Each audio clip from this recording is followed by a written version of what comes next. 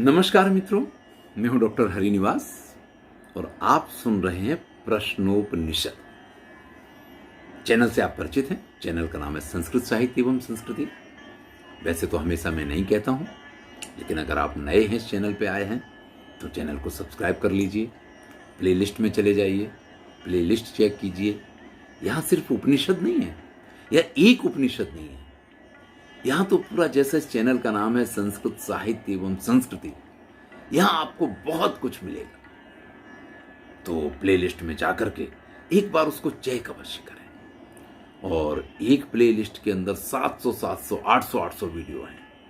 इसलिए जितनी प्लेलिस्ट हैं उनमें भी क्या भंडार भरा पड़ा है, वो आपको ढूंढना पड़ेगा।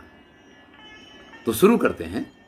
तीसरा प्रश्न चल रहा है और इसमें भी हम चर्चा कर रहे थे कि किस प्रकार से, जैसे एक सम्राट, एक राजा, अलग अलग लोगों की नियुक्ति करके, सब राजपुरुष ही कहे जाते हैं। ये देखिए, राजा राजा कहा जाता है और राजा के द्वारा स्थापित सभी राजपुरुष कहे जाते हैं। इसी प्रकार से प्राण भी अलग अलग प्राणों की अलग अलग कार्यों के लिए नियुक्ति करता है, जिससे पूरी सृष्टि प्रक्रिया का उत्तम रूप से संचालन हो पाए। तो जो पंच प्राण हैं वो आप जानते हैं: प्राण वायु, अपान वायु, समान वायु, व्यान वायु, उदान वायु। तो इनके कार्यों को देखते हैं। कहते हैं पायुपस्थे अपानम चक्षु श्रोत्रे मुख नासिकाभ्याम प्राणः स्वयं प्रातिष्ठते मध्य तु समानः। भाई, जो हमारा पायु और उपस्थ का भाग है, यानी जो हमारे मलमूत्र के द्वार हैं, वहां पे अपान वायु स्थित होती है। देखिए, अपान वायु की नीचे की तरफ की गति जो है वही श्रेष्ठ है, और वो बनी रहे तो आपका स्वास्थ्य उत्तम रहता है। जब भी अपान वायु ऊर्ध्व गति करती है, जिसको आप बोलते हैं कि डकार आना, खट्टे डकार आना, एसिडिटी वगैरह होना, ये सब इसी का परिणाम होता है। तो अपान वायु के लिए जो स्थान निर्धारित किया गया है, यानी मलमूत्र के मार्ग को, इसके अतिरिक्त अपान वायु अगर ऊर्ध्व गति करती है तो हमारी समस्याएं शुरू होती हैं। तो अपान वायु का स्थान निश्चित है। चक्षु आंखों के माध्यम से, श्रोत्र यानी कान के माध्यम से, मुख और नासिका के माध्यम से प्राण वायु संचरण करती है। स्वयं प्राण प्रातिष्ठते, यानी जिसको आप प्राण वायु कहते हैं, वो इन मार्गों के द्वारा संचरण करती है। आपने कभी प्रयत्न किया हो, कुंभक प्राणायाम करने की कोशिश कीजिए। जब आप नासिका का एक छिद्र बंद करते हैं और श्वास अंदर खींचते हैं, और फिर उस श्वास को आप उस समय तक रोकने की कोशिश करते हैं जहां तक आप उसको रोक पाएं, अधिक से अधिक समय। ऐसे में आपको तुरंत ही ये महसूस होने लग जाएगा कि उसका प्रेशर जो है वो आपकी आंखों पे भी आएगा, आपके कानों पे भी जाएगा, आपकी नासिका पे भी जाएगा, आपके मुख से भी, यानी वो जहां से भी निकले वहां से वो वायु जो है सब जगह प्रेशर देती है। और आंख, नाक, कान और मुख से जो वायु संचरण करती है, इस वायु का नाम प्राण वायु है। स्वयं प्राण प्रातिष्ठते, ऐसा यहां पे लिखा है। मध्य तु समाना, और बाकी शरीर के जितने मध्य भाग हैं उनमें सब में समान वायु काम करती है। समान वायु शरीर को बैलेंस, जैसा कि इसका नाम ही है समान, वो शरीर को सामान्य रखने का काम करती है। हमारे जितनी भी हाथ पैर चलते हैं, हमारे जितनी भी शरीर की इंद्रियां काम करती हैं, उस सब में समान वायु का अपना एक कार्य रहता है। एस हेतद उद्धत अन्नम समम नयति तस्माद एता सप्तार्चिषो भवन्ति। देखिए, समान वायु के बारे में थोड़ा विस्तार से बता रहे हैं। समम नयति, इति समाना, जो शरीर को यथा योग्य जो चाहिए, यानी हमने मुंह से भोजन तो कर लिया, लेकिन उस भोजन का कौन सा तत्व किस जगह किसको मिलना चाहिए। देखिए, भोजन में क्या होता है कि सभी चीजें होती हैं। अगर आपने इसमें नींबू खाया है तो उसमें अलग प्रकार का विटामिन होगा, विटामिन सी होगा। अगर आपने गाजर खाई है तो उसमें अलग प्रकार का विटामिन होगा। और शरीर के किस अंग को कौन से विटामिन की जरूरत है, शरीर के किस भाग को किस चीज की जरूरत है, ये सारा काम समान वायु किया करती है। तस्मात, इसीलिए एता सप्त एव, ये 7 अर्चिषः ज्वालाएं, यानी यही समान वायु है जो आपके मन के अंदर जो भी विषय हैं उनको प्रकाशित करने का काम करेगी। मैंने कहा कि इसका कार्य ही यह है कि आप जो भी भोजन इत्यादि लेते हैं, जिससे आपके वीर्य में परिपक्वता आए, वो तत्व आपके वीर्य को जाएगा। जिससे आपकी हड्डियों में परिपक्वता आए, वो तत्व आपकी हड्डियों को दिया जाएगा। जिससे आपकी आंखों की रोशनी अच्छी रहे, वो तत्व आंखों के लिए पहुंचाया जाएगा। तो ये सारा काम जो है वो समान वायु का काम है। तो यहां 3 वायु के बारे में हम जान चुके हैं, अपान वायु, प्राण वायु और समान वायु। प्राण वायु की बहुत चर्चा मैंने इसलिए नहीं की क्योंकि हम सभी जानते हैं कि श्वास प्रश्वास की जो प्रक्रिया होती है वही अन्य सभी वायु के लिए भी कारणभूत है। तो इसीलिए कहा था कि स्वयं प्राण वहां प्रातिष्ठित उपस्थित रहते हैं। तो आगे चलते हैं। हृदय एष आत्मा अत्रैत 100 नाड़ीनाम तासाम शतम शतम एकैकस्याम द्वासप्ततिः प्रतिशाखा नाड़ी सहस्राणि भवन्त्यासु व्यानश्चरति। भैया, व्यान वायु का काम क्या है उसको बता रहे हैं। तो व्यान वायु जो है हृदय हेश आत्मा, भाई जो आत्मा है वो हृदय देश में निवास करती है। कुछ भी हो तो हम सबसे पहले अपनी छाती पे हाथ रखते हैं। लोग कहते कसम भी खाने तो बोले जरा हृदय पे हाथ रख के सच बोलो, क्योंकि आत्मा जो है वो हृदय में, जिसको आप हार्ट कहें, जिसको आप दिल, जिगर, जो जान, जो भी कहें, वो आपका हृदय है।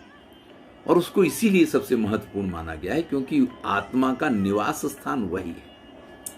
तो हृदय एष आत्मा अत्रैतत् 100 नाड़ीना, यहां से 100 नाड़ियों का समुदाय। देखिए, नाड़ियों के बहुत सारे प्रकार हैं, बड़ी से बड़ी और छोटी से छोटी।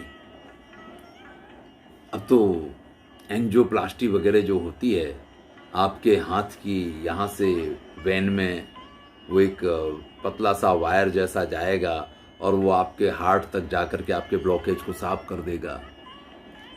तो आप कल्पना कीजिए कि वो नस कहाँ से कहाँ गई है, हार्ट तक तो पहुंची। तो ऐसी मुख्य 100 नाड़ियां होती हैं जो हृदय के साथ जुड़ी रहती हैं। देखिएगा, शरीर विज्ञान वाले इसको बहुत अच्छी तरीके से जान पाएंगे।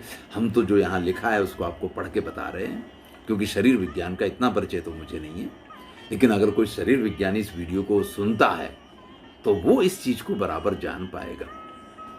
तो कहते हैं कि हृदय के साथ 100 नाड़ियों का समूह जुड़ा हुआ है। तासाम शतम शतम एकैकस्याम, और उसमें से एक एक नाड़ी के फिर 100 वो एक एक नाड़ी, मतलब पहले 100 नाड़ी हृदय से जुड़ी हुई हैं और उनमें से एक एक नाड़ी ऐसी 100 नाड़ियों के समुदाय के साथ जुड़ी हुई हैं। और उनमें से एकैकस्याम, एक एक नाड़ी के कह रहे हैं द्वासप्तति द्वासप्तति द्वासप्तति कहते हैं 72 को, द्वा और सप्तति, सप्तति यानी 70 और 2 से ज्यादा यानी द्वासप्तति यानी 72 प्रतिशाखा नाड़ी सहस्त्राणी, 1000 प्रतिशाखा नाड़ियां होती हैं। ये तो बड़ी संख्या हो गई।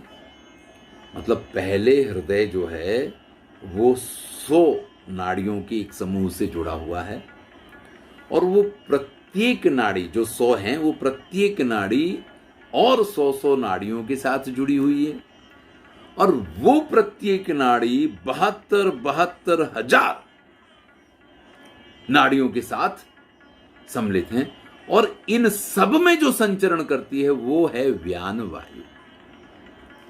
भैया इन नाड़ियों की कुल संख्या जो है वो 72 करोड़ नाड़ियां हो जाती हैं। अब ये कितना सच है कितना गलत है, गलत तो होना नहीं चाहिए क्योंकि उपनिषदों में ये लिखा हुआ है। और ये सच कितना है, अगर अभी भी विज्ञान इस चीज को नहीं समझ पाया है तो विज्ञान को अभी भी कुछ ढूंढना बाकी होगा कि हमारे शरीर की और कौन सी ऐसी नाड़ियां हैं या और कौन से ऐसे भाग हैं जिनको नाड़ी की संज्ञा दी जा सकती। तो भैया हमने अपान वायु को समझा, हमने प्राण वायु को जाना, हमने समान वायु को जाना, हमने व्यान वायु के काम को जाना।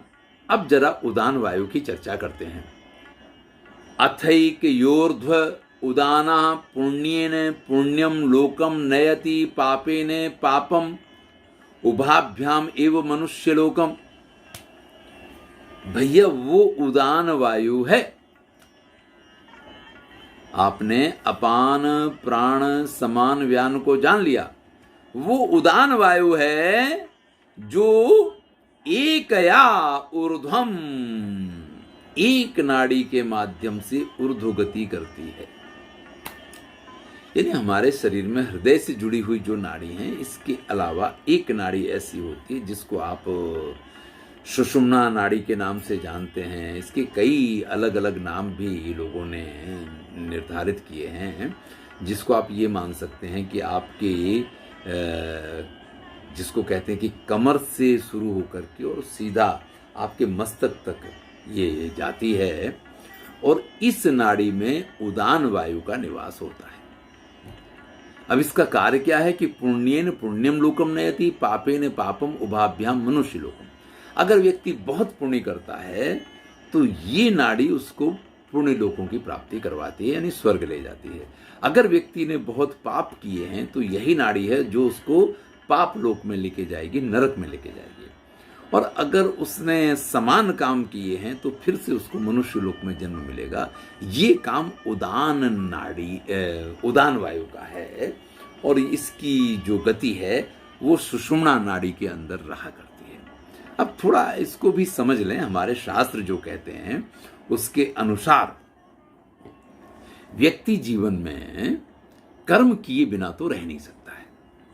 श्रीमद् भगवद गीता में भी कहा है, नहीं कश्चित क्षणमपि जातु तिष्ठत अकर्मकृत। व्यक्ति बिना कर्म किए एक क्षण भी नहीं रह सकता है।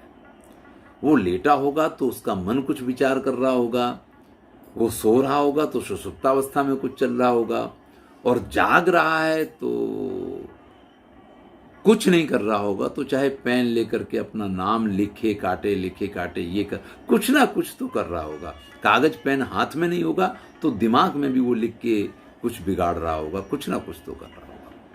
ये नियति है कि व्यक्ति एक क्षण भी बिना काम किए हुए नहीं रह सकता है।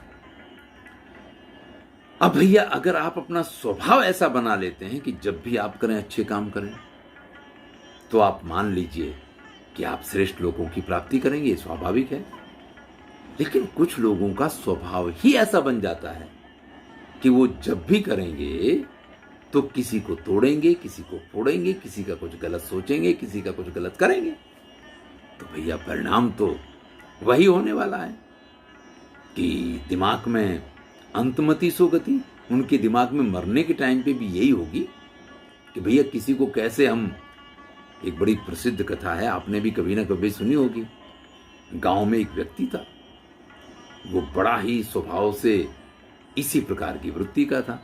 सब लोगों को सारी जिंदगी उसने परेशान किया। अब कोई भी मर जाए या मरने के लिए बिल्कुल उसकी तैयारी हो कि मरने को है, तो गांव के लोग हमेशा इतने दयालु रहे हैं कि वो ऐसे व्यक्ति के पास तो पहुंचते ही हैं। अब गांव के 4 लोग उसके पास गए। जब उसकी अंतिम अवस्था आई तो उसने कहा कि बड़ा मैंने सारी जिंदगी आप सब लोगों को परेशान किया है, बड़ा दुख दिया है आप सब लोगों को, तो आप हमें क्षमा कर दें। तो गांव के लोगों ने कहा कि भैया क्षमा कर दिया आपको, आप निश्चिंत होकर के मर जाओ, हमारे मन में आपके लिए कोई दुर्भावना नहीं है। बोला नहीं साहब, ऐसे हम नहीं मानेंगे। अगर आप वास्तव में हमें क्षमा कर रहे हैं तो क्षमा का परिणाम मैं प्रायश्चित चाहता हूं।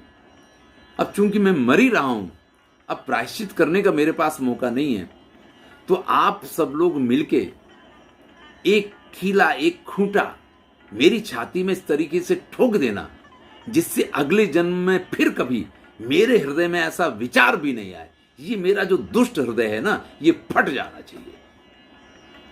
भैया गांव के भोले भाले लोग, उन लोगों ने उसकी बात को मान लिया।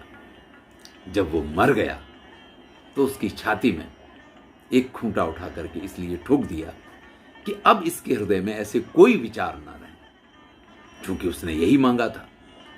गांव के लोग, अब भैया पुलिस आई और पुलिस ने कहा कि ये सबको परेशान करता था, बहुत से लोगों की इसके खिलाफ जो हैं वो फरियादें तो हैं, ये अपने आप नहीं मरा है, आप लोगों ने इसको मार दिया है। तो मरते मरते भी जो लोग वहां उपस्थित थे, जिन लोगों ने खूंटा गाड़ा था, उन सबको वो बंधवा गया। तो भाई कुछ लोगों का स्वभाव ऐसा होता है कि खुद तो मरते हैं लेकिन दूसरों को मार जाएंगे। अब ऐसे लोगों की अधोगति निश्चित है। जो पुण्य कर्म करते हैं उनकी पुण्यगति निश्चित है। लेकिन कुछ लोग ऐसे भी होते हैं कि उनके जीवन का बैलेंस चलता रहता है। अगर कुछ गलत हो गया तो क्षमा मांग लेंगे, और कुछ अच्छा हो गया तो उसके अच्छे कर्मों को भोग लेंगे, उनको फिर से इस मृत्यु लोक में। और ये सारी प्रक्रिया जो है, यानी प्राणों के आवागमन का जो काम है, ये हमारी उदान वायु पे आधारित हुआ करता है। हमारी ये जो सुषुम्ना नाड़ी है, इसी को जब कोई प्रॉब्लम होती है तो वहां से पैरालिसिस वगैरह की कहानी शुरू होती है। तो इस प्रकार से पंच वायु कब, कहां, कैसे, उनके क्या कार्य हैं, ये सब हमने यहाँ पे जाना है। इससे आगे क्योंकि प्रश्न तो और भी हैं, तीसरे प्रश्न के अंतर्गत उन प्रश्नों के जवाब हम अगली वीडियो में देखेंगे। मैं हूं डॉक्टर हरिनिवास। देखिए, ये एक बहाना है अपने शरीर को पहचानने का। अपने शरीर के अंदर स्थित जो वायु हैं उनकी गति बराबर रहे, इसके लिए नित्य प्रति व्यक्ति को प्राणायाम करना चाहिए। इसका नाम ही है प्राणायाम, जो हमारे प्राणों की गति को व्यवस्थित रखता है। इसके लिए प्राणायाम करना होता है, और प्राणायाम के बहुत सारे प्रकार हैं। इसमें अनुलोम विलोम तो बाबा रामदेव ने बहुत प्रसिद्ध किया है, लेकिन इसके अंदर कुंभक का भी बड़ा काम होता है। जो कुंभक प्राणायाम है वो हमारे लिए बड़ा श्रेष्ठ है। इसके लिए शंख बजाना भी एक प्राणायाम की बहुत बड़ी प्रक्रिया है, क्योंकि शंख जो है वो एक प्रमाण भूत, जब हम फूंक उसमें मारते हैं ना, तभी वो बजता है।